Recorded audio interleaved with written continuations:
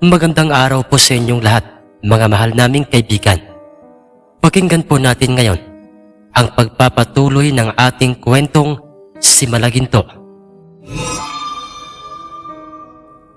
Si Douglas Estelior na isang kinatatakutang bantog na kriminal at brutal kung pumatay ng tao ay sinadya pang puntahan ni Lorenzo na siyang kanang kamay ni Don Mauricio. Nagsama rin ito ng dalawa pang mga tauhan ng kanyang amo upang personal na makausap si Douglas. At nang sila'y nasa nasabing isla na ng probinsya kung saan ayon sa kanyang mga nakalap na impormasyon ay lugar yon ng mga antingerong kamag-anak ni Douglas ay doon. Magandang umaga po, Manong. Ang sabi ni Lorenzo sa isang lalaking may edad ng isla na kanilang nakasalubong sa daan kung saan ang isla'y napapaligiran ng maraming mga punong kahoy, may puting dalampasigan at malinis at kulay asul na karagatan. Anong may paglilingkod ko sa inyong tatlo, mga Ginoo? At saka parang mga bagong salta kayo rito sa aming isla. Ang sagot ng mamang yun sa kanya. Opo, Manong. Tama po kayo. Mga dayo po kami rito sa inyong isla. At meron po kaming importanteng taong hinahanap. Tinitigan muna silang tatlo ng mamang kaharap at kapansin-pansin sa kanya ang kanyang suot na kwintas. Isang kakaibang kwintas na merong nakapalawit na pangil ng isang mabangis na hayop. At do'y otomatikong rumehistro sa isip ni Lorenzo na isa lamang ito sa mga antingerong residente ng isla at kamag-anak ni Douglas Estelior. Kawan po, Manong. Huwag po kayong mag-alala. Hindi po kami masasamang mga tao. At ang taong pakay namin dito at gusto naming makita ay si Douglas Estelior. Manong, sadya pong napaka-importante ang pakay namin sa kanya. Dagdag pang sabi ni Lorenzo sa mama. Sumagot naman ito at sinabing, sige, sumunod kayo sa akin at dadalhin ko kayo sa kinaroroonan ni Douglas. Dinala sila ng mama sa maraming kabahayan na lahat ay gawa sa mga sinaunang pagkakayari. Nakaangat ang sahig sa lupa o merong mataas na silong, bubong na gawa sa anahaw at dingding na yari sa mga pawid at ang sahig ay yari naman sa mga biniak-biak na kawayan. At may mataas na hagdan sa daan habang sila'y naglalakad at sumusunod sa mamang yon ay nakita nila ang mga ilang kalalakihang nakaabang at nagmamasid sa kanila. At katulad ng mamang nasa kanilang unahan, ay pare-parehong may mga suot na kwintas o medalyon ang mga ito. Ilang sandali pa'y nagsalita ang mama sa kanilang tatlo. Lahat ng mga naninirahan dito ay magkakamag-anak. Sa madaling salita ay iisang pisa lamang kami rito. At kung sakaling merong mga dayuhang katulad niyo ang manggulo sa amin ay hindi na kayo makakalabas pa ng buhay sa islang ito. Sumagot naman kagad sa kanya si Lorenzo at sinabi nitong, huwag po kayong mag-alala, Manong. Wala po kaming masamang balak sa inyo. Hindi po kami manggugulo rito. Hindi kami mga polis na pumarito upang hulihin si Douglas. Hinahanap namin siya dahil sa isang napaka-importanting misyon. Pagdating sa usapang yan patungkol kay Douglas, ay siya na ang bahalang magdesisyon. At kung ano ang sasabihin niya o isasagot sa inyo, ay yun ang masusunod. Huminto sila sa isang maganda, ngunit sinauna pa ring pagkakayari ng bahay. Ngunit ang dingding nito ay gawa sa matibay na tinistis na kahoy na kung tawagin ay tablon.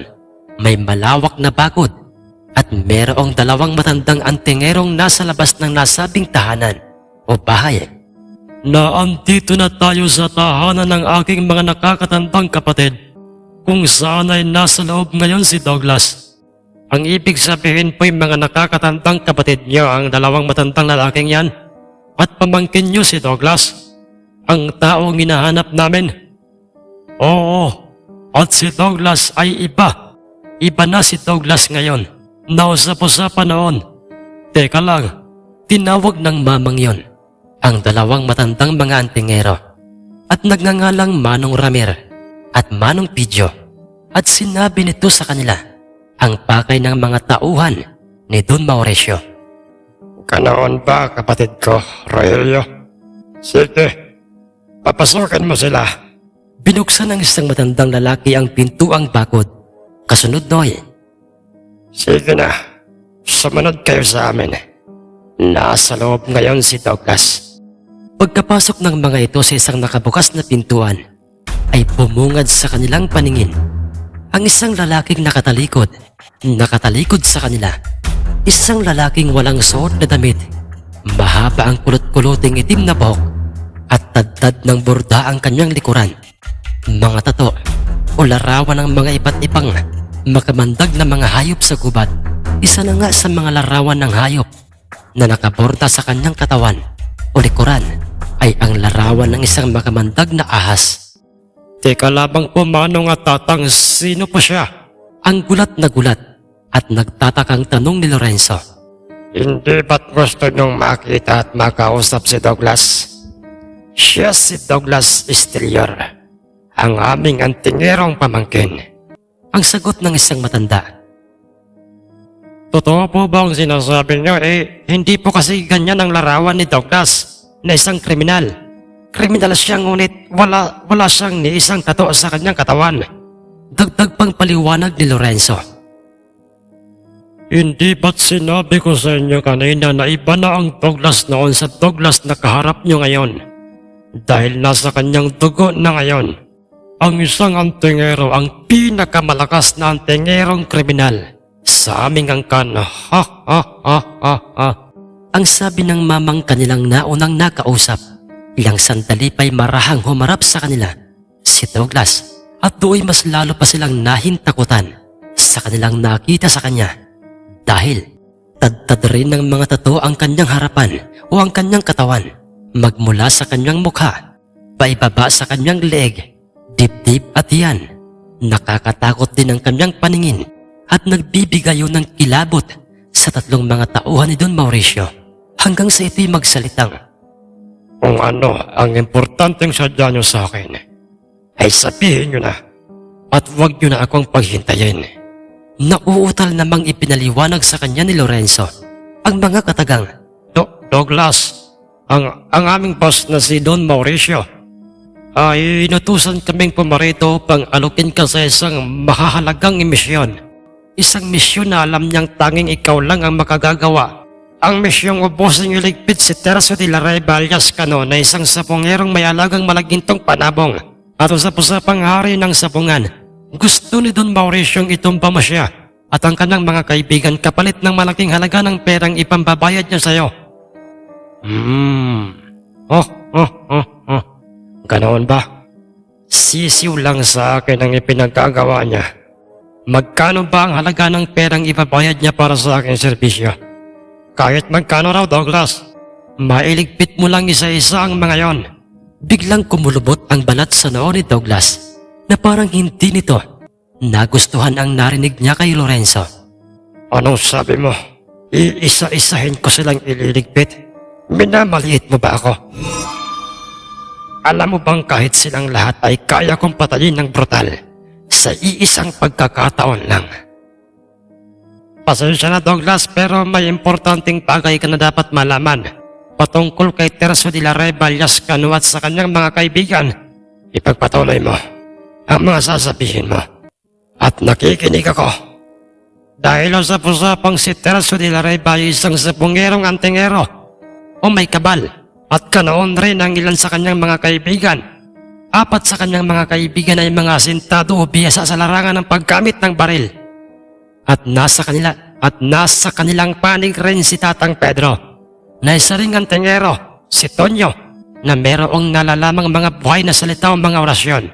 At ang kanyang malagintong panabong ay usap-usapang isang inkantadong panabong. Pwes, sisiw lang sa akin. Sisiw lang sa akin ang mga yan.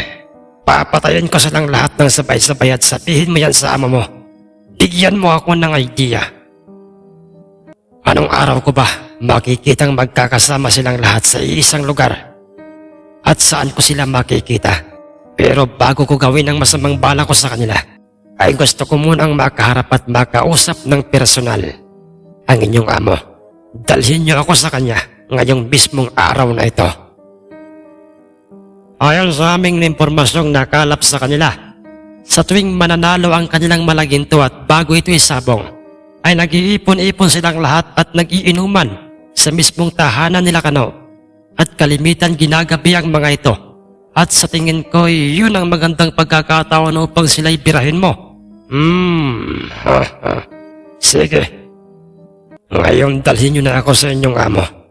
At pagkatapos ng mga pag-uusap na yon, ay nilisa nila ang islang yon at kanilang dinala si Douglas sa mansyon ni Don Mauricio. Balot na balot ang buong katawan ni Douglas, maging ang kanyang hitsura. Habang sila'y nasa biyahe, nagsuot ito ng jacket na itim at may hood upang hindi malantad sa mga tao ang kabuuan ng kanyang hitsura dahil sa ito'y kasalukuyang tinutugis ng mga alagad ng batas at ng mga taong labas at nang sila'y nasa mismong harapan ng nga ni Don Mauricio. Magaling, mahusay Lorenzo. Hindi kayo nabigo sa pinag-uutos ko sa inyo. Hindi ako makapaniwala ngayon. At inakala ko pang isa lamang panaginip ito. Pero totoong naririto na ngayon sa aking mismong harapan ng isang kinatatakutang kriminal na magbibigay ng mga katuparan sa aking kagustuhang ipatumba si Tercio de la Revallas Cano. At ang kanyang mga kaibigan, Lorenzo, ipaghanda mo si Douglas ng makakain at magdala ka rito ng aming maiinom na alak. Ang masayang pagkakasabi ni Don Mauricio, ngunit Pasensya ka na, Don Mauricio. Hindi ako umiinom at mas lalong hindi ako kumakain ng mga pagkain kinakain ninyo. Ano? Bakit, Douglas? Dahil tugot laman ng mga taong mabibiktima ko. Ang kinakain ko, iniinom ko ang kanilang dugo at kinakain ko ang kanilang mga lamang loob. At iyon ang nagbibigay sa akin ng walang mapagsidlang kasiyahan. Ganoon ba, Douglas? Sige, malaya kang gawin yon. Kinakano sa oras na maitumpa mo na sila. At huwag kang mag-alala. Sa malaking halaga ng perang ibibigay ko sa'yo, makukuha mo yon sa oras na matapos mo ng iyong misyon. Nga pala, kailan mo ba uumpisahan gawin ang ipinag-uutos ko sa'yo, Don Mauricio? Huwag mo akong uutusan o pangungunahan. Aalis ako ngayon mismo. At pagbalik ko, dala ko na ang mga pugot na ulo ng mga taong yon. At nakalagay na sa isang sako. Yan, ganyan ang gusto ko sa isang kriminal. Magkakaintindihan tayo, Douglas. Aalis na ako, Don Mauricio, ngayon din mismong araw na ito. At hihintayin ko ang pagbabalik mo, Douglas. Dala ang mga ipinangako mong mga pugot na ulo nila Tercio de la Reva. Oo, Don Mauricio. At may tawad pa. May tawad pa akong ibibigay sa'yo.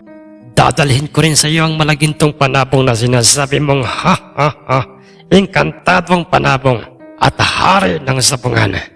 masyadong natuwa itong si Don Mauricio sa mga sinabing yun sa kanya ni Douglas hanggang sa makita nilang umalis na ito ng mismong oras na yon sa kanyang mansyon matapos nitong malaman ang eksaktong lokasyon ng aming baryo at ng aming mismong tahanan.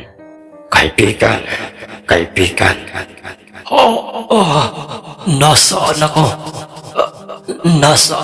Nasa mahiwagang bukal ako sa mismong harapan ng isang matandang punong nara. Anong ginagawa ko rito? Kaibigan ka no. Nasa ilalim ka ngayon ng aming kapangyarihan. Nasa isa kang panaginip dahil meron kang importanteng malaman. Boses ng isa sa aking mga kaibigang engkanto. Kaibigan, ano bang importanteng bagay ang nais kong malaman sa inyo?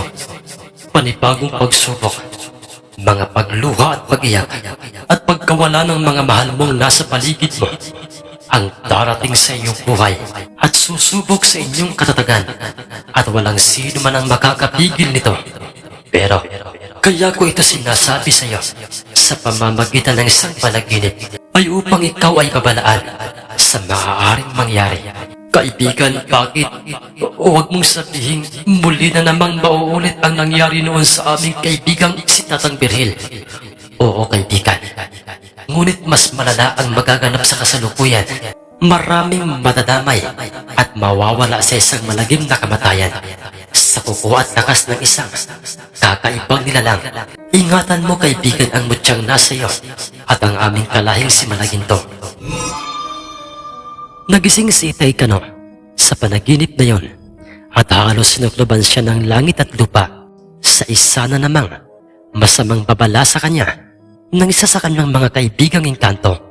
Unang pumasok sa isip ni Itay Kano, kami na kanyang pamilya at ang mga taong malapit sa kanya, ang kanyang mga kaibigan, dahil natitiyak niyang mapapahira na naman ng dugo ang lupa dahil sa sinasabi sa kanya ng kanyang kaibigang engkantong isang kakaibang nilalang. Kinakailangang maging maagap ako at maging alisto sa paraang makausap ko ang lahat ng aking mga kaibigan, lalong-lalo na ang aking pamilya. Ayoko nang maulit pa ang nangyayari noon kay Tatang Birhil. Ayoko nang mabawasan pa kami ni Isa sa isang hindi matanggap-tanggap na kamatayan. Pero sinong nilalang ang sinasabi sa akin ng aking kaibigang engkanto? At sinabi niya pang isang kakaibang nilalang.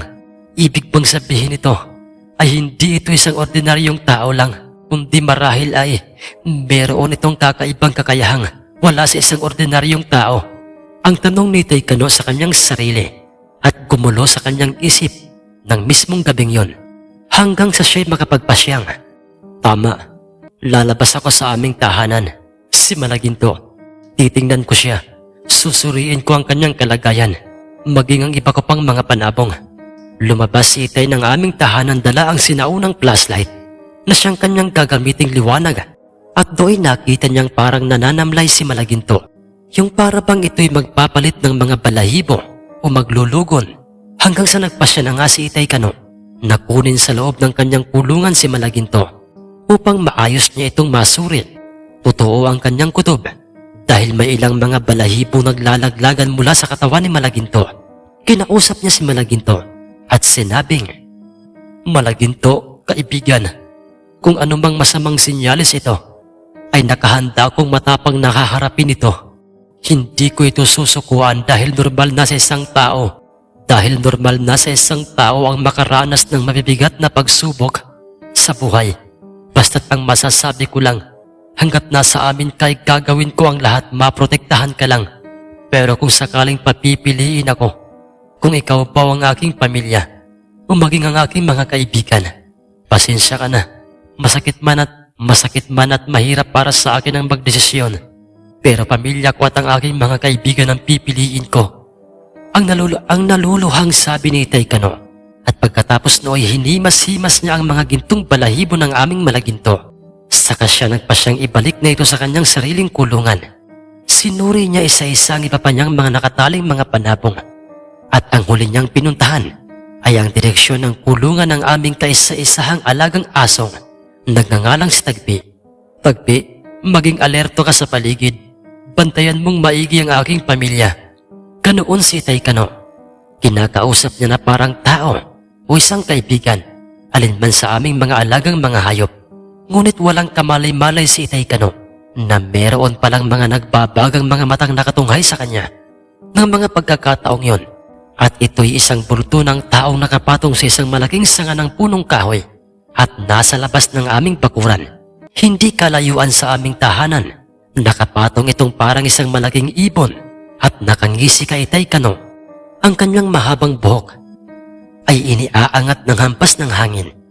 Hindi pa ito ang tamang oras, Kano. Nag-iisa ka lang at hindi ako magiging masaya kung itutumpa kita ngayon. Hihintayin ko munang magsama-sama kayong lahat ng iyong mga kaibigan. Ha ha ha ha ha.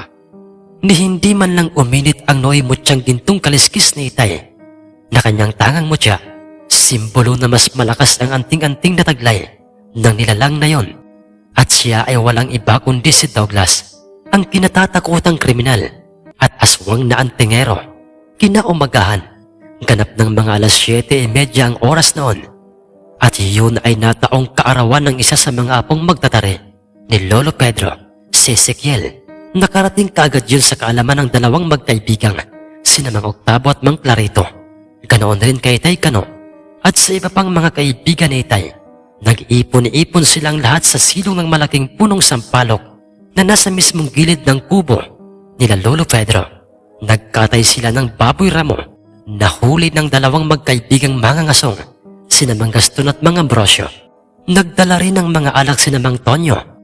Masasaya nilang ipinagdiwang ang kaarawan ni Ezekiel, ngunit wala silang kamalay-malay na sa mismong inumang yon ay mababanggit sa kanila ni Itay Kanong ang mga babala sa kanya ng kanyang kaibigang Engkanto, ang masamang mangyayari sa magiging hinaharap, at yun ay labis na ikinabahala nilang lahat. Kung magkaganoon, kaibigan Kano, ibig bang sabihin ito ay may paparating na panganib sa ating lahat? Oo, paring Tonyo, mga kaibigan, kaya't doblehin natin ang ating pag-iingat. Tandaan nyo, sa tuwing nagpaparamdam sa panaginip ko ang isa sa aking mga kaibigang Engkanto, ay mangyayari yon. Hindi ba't nagparamdam rin sa akin ang aking mga kaibigan sa pamamagitan ng aking panaginip?